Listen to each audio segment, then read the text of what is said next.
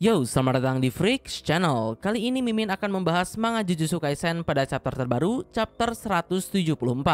Oke, langsung saja. Pertama, seperti biasa, pada chapter sebelumnya akhirnya pertarungan antara Megumi versus Regi berakhir dengan Megumi yang keluar sebagai pemenang.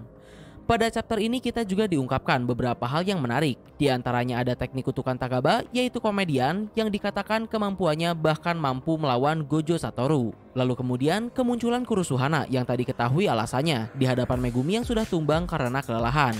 Hingga chapter pun diakhiri dengan menyorot pada Yuta Okkotsu yang sedang berada di Sendai Koloni, lengkap dengan penjelasan kalau di dalam koloni tersebut terdapat 4 penyihir kuat yang menguasai jalannya pertempuran, yaitu Druf, Ryo Ishigori, Uro Takako, dan Kuroroshi, yang mana pada chapter ini juga Yuta telah sukses membantai salah satu pilar tersebut, yaitu Druf Lakdawala. Nah, masuk pada chapter terbaru. Pada chapter ini panel pertama dibuka dengan menyorot pada situasi di dalam koloni Sendai. Di sini melihat Shikigami raksasa milik Druf telah menghilang, hal tersebut tentu menarik perhatian dua pilar lainnya, yaitu Ryu dan Uro Takako. Mereka pun langsung meminta info pada Kogane tentang orang yang baru saja mendapatkan poin dalam waktu 1 menit terakhir. Lalu tentu saja di sana muncul nama Yuta Okkotsu. Dengan terbunuhnya Druf, Uro pun berkata kalau Kuroroshi akan segera bergerak. Selanjutnya adegan menyorot pada Yuta kembali. Di sini ternyata Yuta tidak masuk ke dalam koloni dengan serampangan. Di dalam koloni, Yuta juga mengumpulkan dan menyelamatkan orang-orang biasa yang terjebak di sana.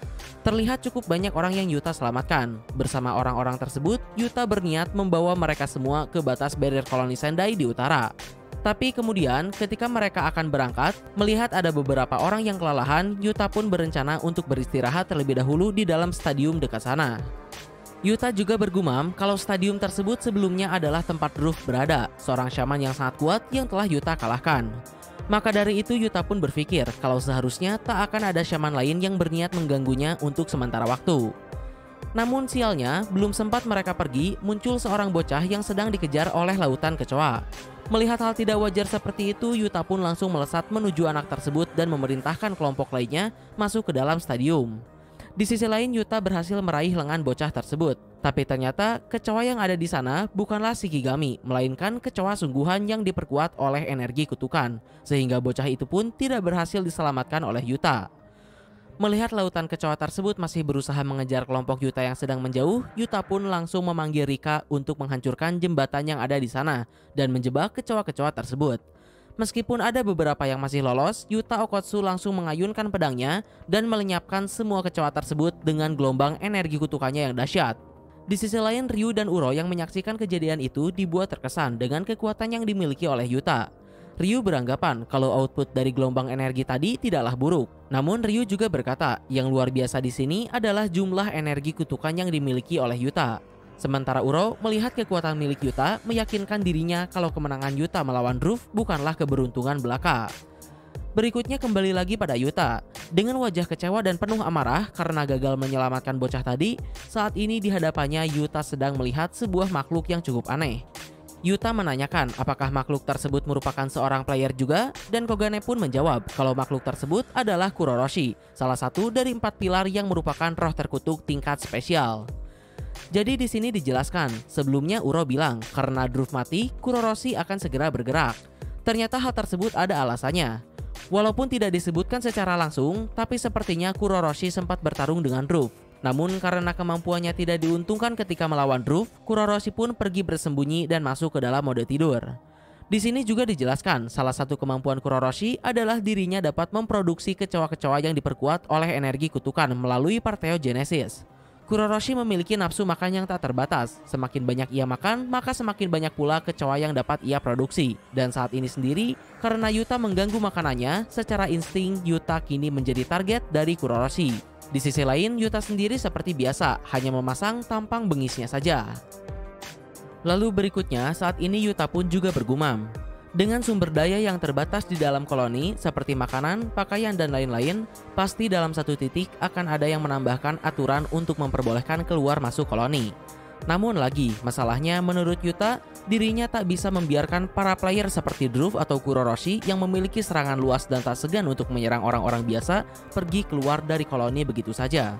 Maka dari itu saat ini Yuta Okkotsu pun berniat membantai semua player yang ada di koloni Sendai. Bahkan tidak hanya itu, Megumi yang tidak segan untuk membunuh memanglah keren. Tapi di sini, dengan dinginnya, Yuta menargetkan untuk mendapatkan 400 poin, yang artinya kurang lebih Yuta perlu membunuh 80 orang shaman.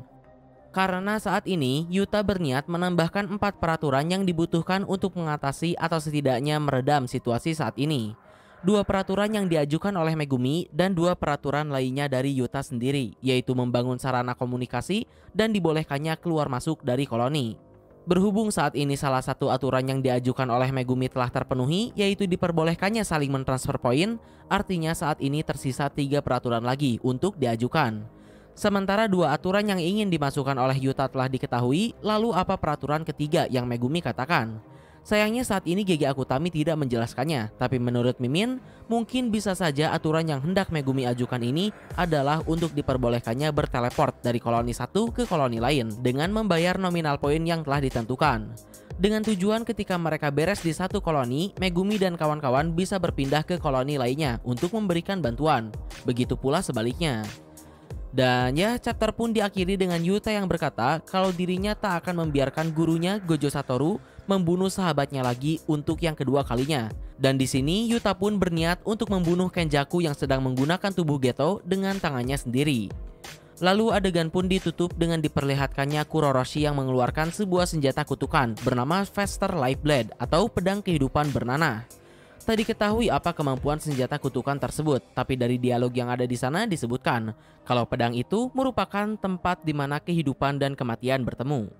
Ya, di akhir, apakah Yuta mampu menangani sang roh terkutuk tingkat spesial tersebut? Menurut Mimin pribadi sih, duel Yuta dan Kuroroshi ini akan berlangsung antara menjadi pertarungan yang sengit atau berakhir seperti ketika Gojo melawan Jogo, di mana Yuta hanya akan flexing dan memperlihatkan perbedaan kekuatan di antara mereka. Ya sayangnya untuk minggu depan Jujutsu Kaisen akan libur. Nah mungkin kurang lebih itulah pembahasan untuk chapter terbaru ini. Mohon maaf untuk kesalahan dan kekurangannya. Like, share, subscribe kalau suka, komen, bel, kritik dan saran. Terima kasih telah menonton. Ciao.